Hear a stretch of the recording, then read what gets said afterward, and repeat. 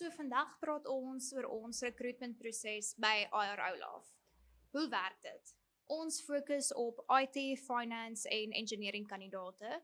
Die eerste stap natuurlik is vir jou om jou volledige en detailed CV vir ons deur te stuur. Ons is 'n groep recruiters wat gefokus is om ons kandidate te help ten volle.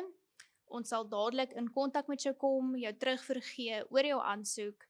Indien ons die proses verder vat, sal ons dan ook 'n onderhoud met jou reël, in detail oor jou CV gesels, geleenthede wat beskikbaar is en hoe die proses werk. Daarna sal ons jou lei na hoe die interviewprosesse gaan werk by elke kliënt.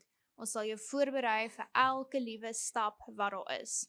Sodra jou CV en die eerste onderhoud klaar is, ontmoet jy met een van ons wonderlike direkteure wat jou ook net wil leer ken as mens.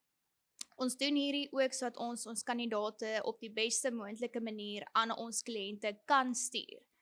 As dit kom by offerfase, moenie worry nie, ons is ook daar. Ons sal met die kliënt chat oor salarisse, alles wat nodig is.